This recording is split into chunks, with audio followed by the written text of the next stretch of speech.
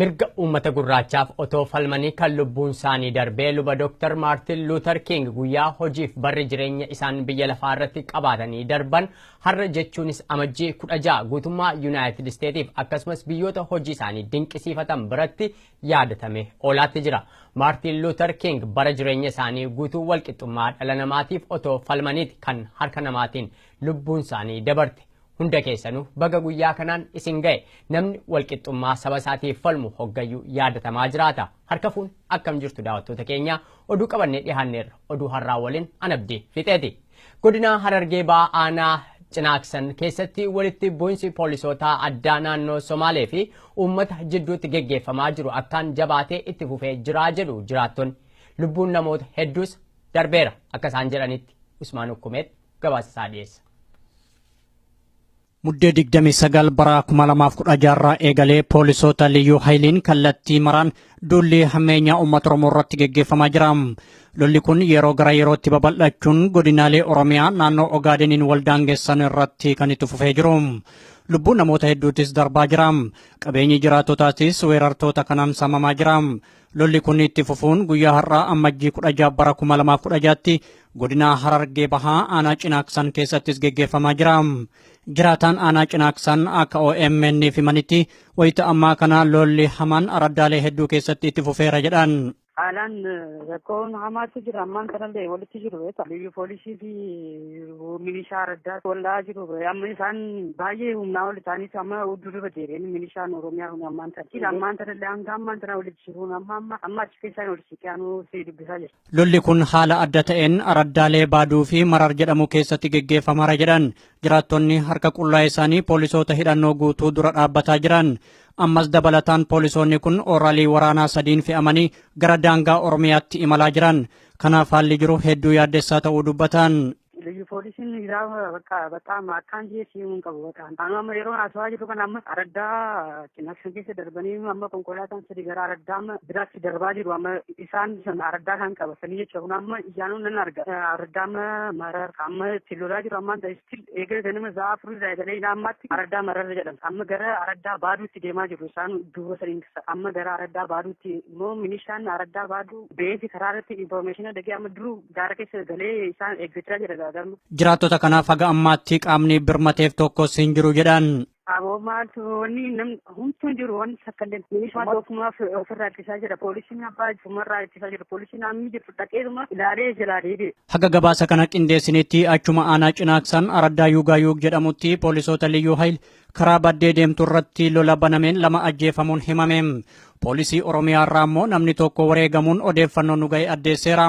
Maqaa babal'ifannaa lafaa jedhuun weerartoonni kun ergama wayyaanee bakkaan gahuudhaaf kan Oromiyaa weeraraa jiran. Jiraattonni akka jedhanitti haala amma argaa jirru kanaan OPDO'n karoora gubbaa wayyaaneen itti kennite hojiirra oolchuu malee uummata Oromoo dhumaa jiru birmannaan isaan taasisan hin jiru. Wayita lammiilee nagahaa bobaa isaanii jalatti dhumaa jiru kanatti cal'isa filachuun OPDO amma booda Oromiyaa bakka buune jedhanii dubbachuu akka hin dandeenyes jiraattonni addeessanii itti himaa jiran. Poolisoonni liyyuu hayilee hidhannoo guutuun daangaalee Oromiyaa irratti duula geggeessaa kan jiran mootummaa wayyaaneetiin deeggaramaniiti. Mootummaan wayyaanee mormii waggaa tokko oliif geggeeffamaa jiru ilaalchisee uummata Oromoo irratti xiyyeeffatee ajjeechaa geggeessaa jira. Ajjeechaa hidhaa fi biyyarraa ari'uun isaa hanqannaan poolisoota naannoo Ogaadeen hidhachiisee uummata Oromoo irratti bobbaasee ajjeechaa itti fufee jira. Jiraattonni godinoota kanaa uummanni Oromoo godinaalee biraa keessa jiran duula isaan irratti qindaa'e kana akka birmataniif gaafataniiru. Waliigalatti kallattii hundaan duulli kun uummata Oromoo irratti geggeeffamuun harawaa akka hin taane kan eeran jiraattonni biyya keessa sirna hamaa uummata Oromoo lafarraa fixaa jiru kana dhabamsiisuun yeroon amma jedhan.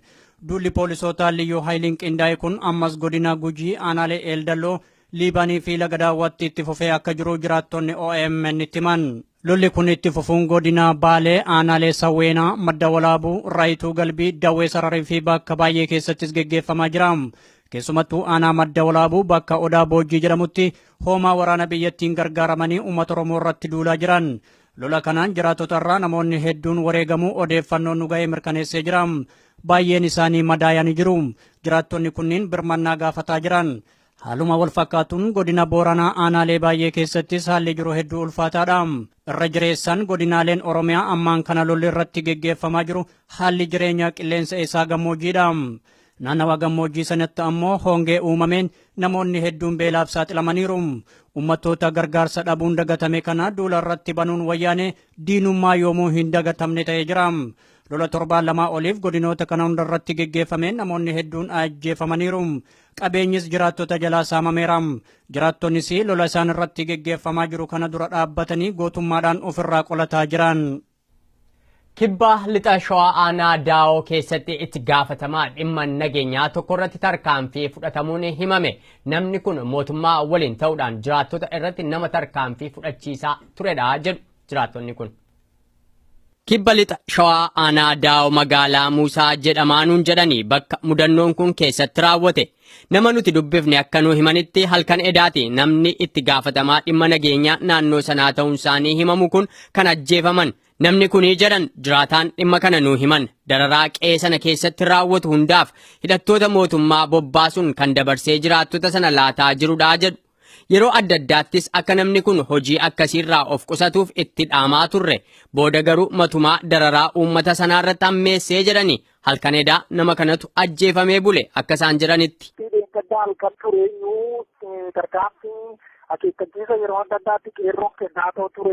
Namoota uummata keenya dabartan hundu keessaa dalantanii too uummata keenya nuunidhaa jedhee too qeerroonni akeekkachiisa adda addaa kennaa too ture achirraa hidhanii too nu hidhanii kanneen kaan immoo iddoo jijjiiranii bakkee biraa geessu kanuma immoo achi keessatti isaan hin bitamu nutti fidanii too uummata keenya dararaa turanii kanarraa kaasee halkanneen kan itti gaafatamaa dhimma nageenyaa aanaa daa'u kan ta'e Obbo Raggaasaa Isaasaa kan jedhamu tarkaanfii irratti fudhatee ajjeesee jira qeerroon. Caasaadhaan socho'amotu jiramoo dargaggootuma magaalaa keessaa jechuu keeti mee qeerroo kana adda baasee natti himi eenyu qeerroon kun? Qeerroo yeroo jennu qeerroon uummatuma Oromooti warreen aanaa sanarratti jiraattotuma naannoo sanii jiraatanidha jechuudha. Dubartii jaarsa dargaggoo hunoo waliin qoonne hundumtuu warreen humna isaaniitiin socho'anii too jalabeeffata wayyaanee sanarratti hirmichaa fudhatan hundumtuu qeerroo jedhamu kanaaf halkanneen kan daa'irmanjaa irratti fudhateenii ajjeechaa raawwatee jira jechuudha. Uummati keenya bahee galuu hin dandeenye hidhaan ajjeechaan dararaan adda addaa fi achi buuteen namoota oolee bulee hammaataa dhufee jiraa jiran namni kun.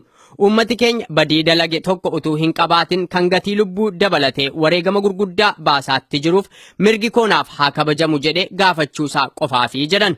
Gatii nageenyaa kaasaa kan uummanni keenya kallattii adda addaatiin nagaara baatee jira. Akkuma beekamu dhimma guutuu biyya keenya Oromiyaa keessatti walqabatee lubbuun namoota hedduutu du'aa jira. Kallattii adda addaatiin saamichi adda addaa ta'aatoo jira. Dubartoonni mana irratti namarraa qabamanii gudeedamaa jiru. Keessattuu yeroo ammaa erga komaandi poostiin biyya bulchuu jalqabee rakkoo adda addaatu jira biyya keenya keessa. Aanaa keenya kan bulchaa jiru akkuma beekamu komaandi poostiitu bulchaa jira yeroo ammaa kana. Komaandi poostiin aanaa keenya bulchaa jiru kun akkuma guutuu biyyaatti aanaa keenya wal qabateetu rakkoo gurguddaatu jira. Namni du'uun jira, nama hidhuutu jira, hidhaadhanii nama bakka buuteessaa dhabame hedduutu jira. Wantoota gurguddaan uummata yaaddeessaa jiru ammaayyuu hirriiba kan nu dhoowwaa jiru waan hedduu jira. Aanaa daa'oo magaalaa Muusaa jedhamtu kanarraa dhimma kana namni nu biraan ga'an kun akka jiranitti ajjeechaa sana hordofuun hidhattooti mootummaa magaalattii guutanii sakattaa geggeessaa jiru. Akka isaan jiranitti namni isaan itti gaafatamaa dhimma nageenyaa magaalattii ta'uu isaa nuuf himan kun sirni awwaalcha isaa kan raawwate guyyaa har'aati. Namoota nuti magaalattii irraa dubbifne odeeffannoo kana nuu mirkaneessaniyyuu poolisiin magaalattii garuu akka yaada irratti laatuuf irra deddeebinee yaallus ittiin milkoofne. Godina Arsii dhiyaa aanaa Nansabootti mormiin uummataa geggeeffamaa akka jirutu himame. Gabaasa kanaatiif Usmaan Ukkume. Waggaa tokkoo fi ji'oota lamaa oliif erga mormiin geggeeffamee eegalee hidhaa ukkaamsaa fi reebichi uummata Oromoo mudataa jiru ammas hin dhaabbanne.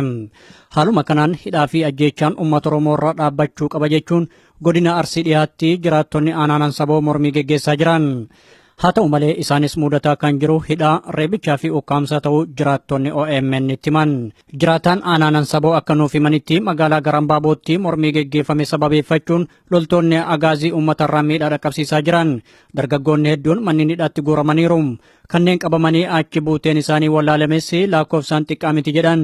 Guyyaan dheengaddaa mormii geggeeffameen barattoonni 25 qabamanii hidhamuu dubbatan. Gaafa sandaqa kan hiriirri ture uummanni kaanii turanii yoo makiinaa itti gaggeeffame agaabiin jechuun irraa ijoollee kuwwan gara daddaara qabanii ijoollee xixiqqoo karaa irraa argatan fuudhanii dillaadhaanii qabanii baanii galuunillee hin danda'amne ijoolleen ukkaanfamanii mana hidhaatii hedduu dararamaa hedduu jira haalli jireenya xixiqqaa ta'e hedduu rakkisaa qixaaxa keessa jira. Dhagaa nama 25 gahan baay'een.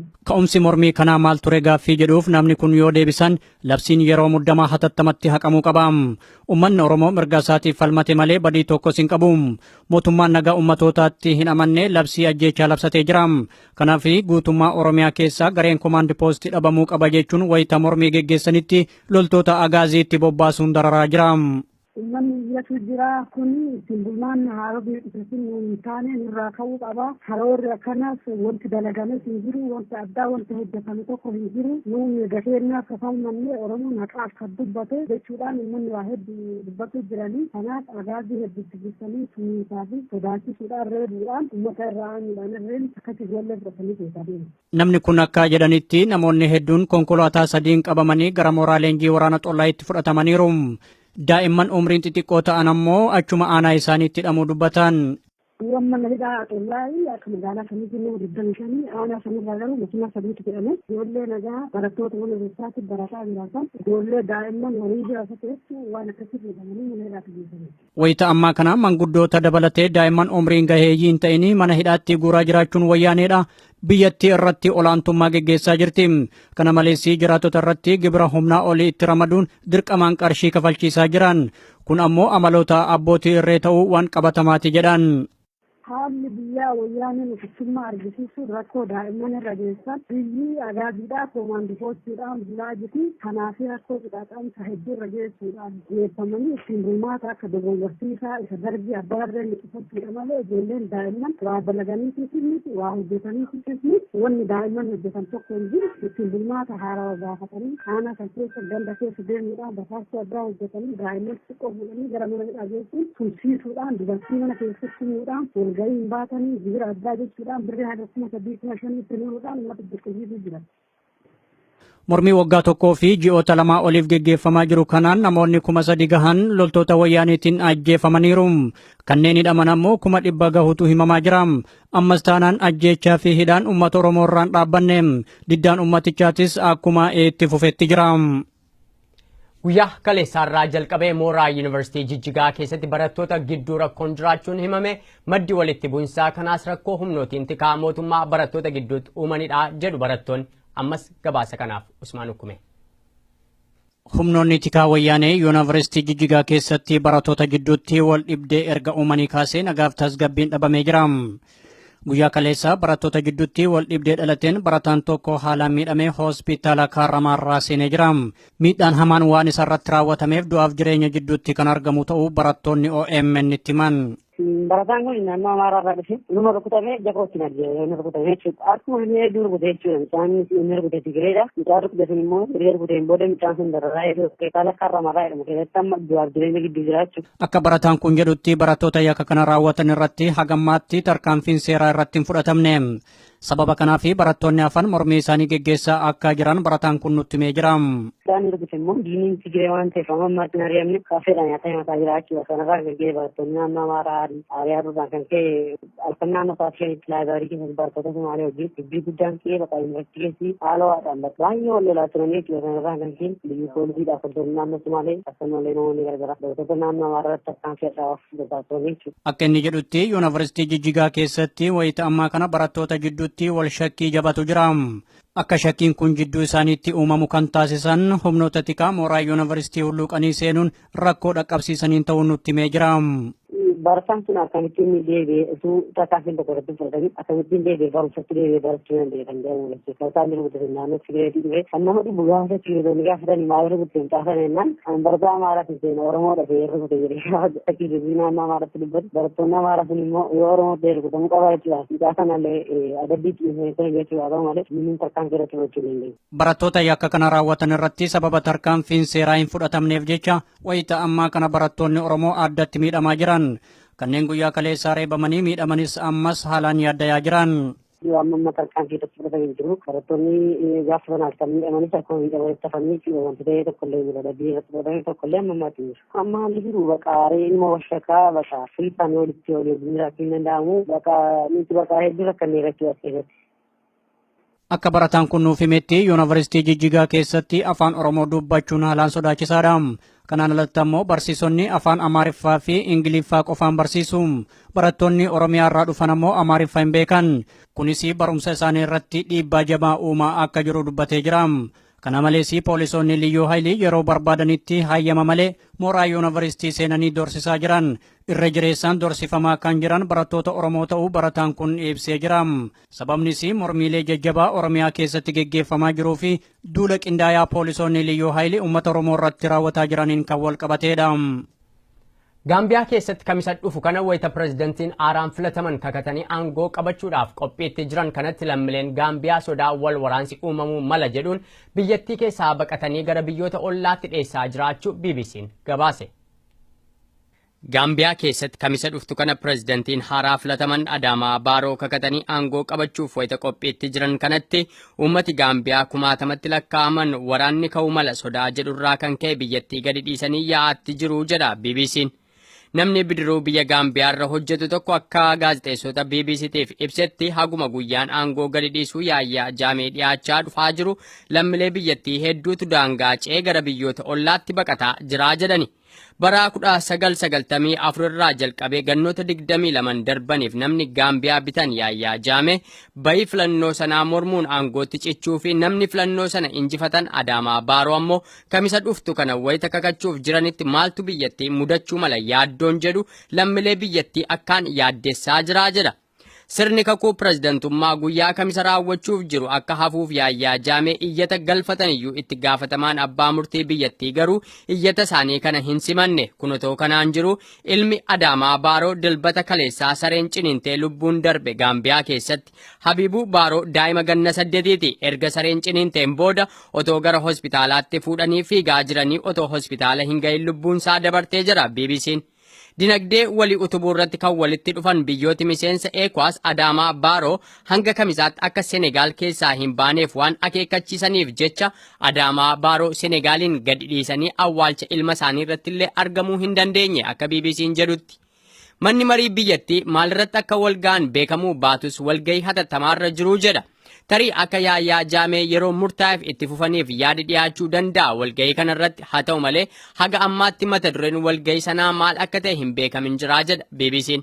Miidiyaan biyyoolessaa Senegaal akka gabaasetti ammoo filannoo sana kan injifatan Adaamaa Baaroo hanga guyyaa kakuu isaaniitti biyya Senegaal keessa turuudhaaf dirqamu.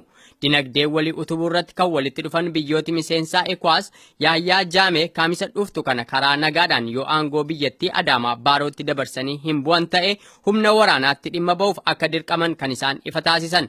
Kamisa dhuftu kana biyyattiin garamitti akka maquuf jirtu waan hin beekamneef uummati biyyattii kumaatamaan lakkaa'aman qe'ee ofii dhiisanii daangaa biyyattii ce'uun gara biyyoota ollaatti baqataa jiru akka BBC'n jedhutti.